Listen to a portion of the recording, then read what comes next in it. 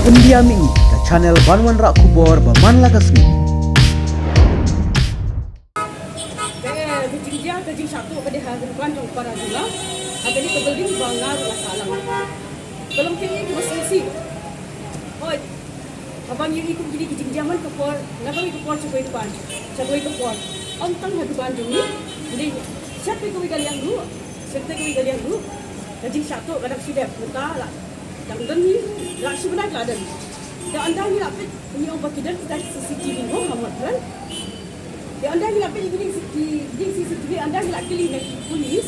Yang orang kita di CCTV kita ikam bah. Beli kalau mudah kadi. Kalau boleh CCTV, bangilah apa kem yang kita kita oleh kam sedih. Tebeli kim terikam. Dan bahawa kor badan kijingnya ki baik apa kan?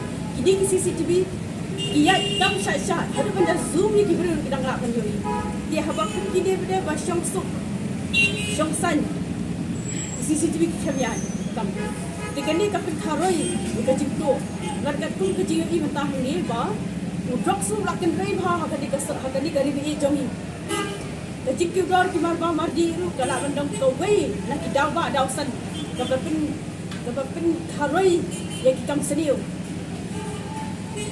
tinggal ngat mereka jipam terikam di CCTV.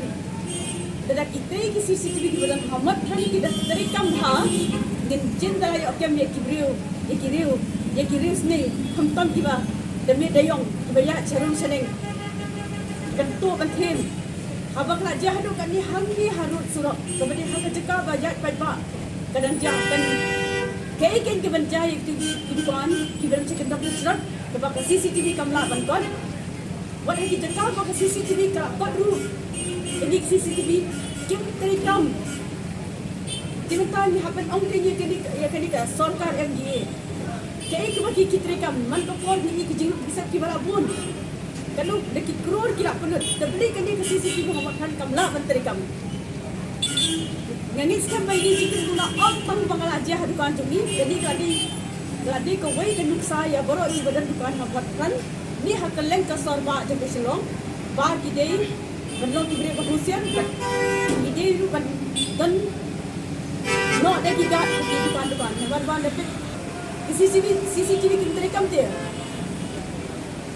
sedang ni cepat dengan scam nado hi kini ka khidmat kita di CCTV kidei ban terekam sat ban yo ya ka jiksan ka de kitwa ba ka jingsni kan haroi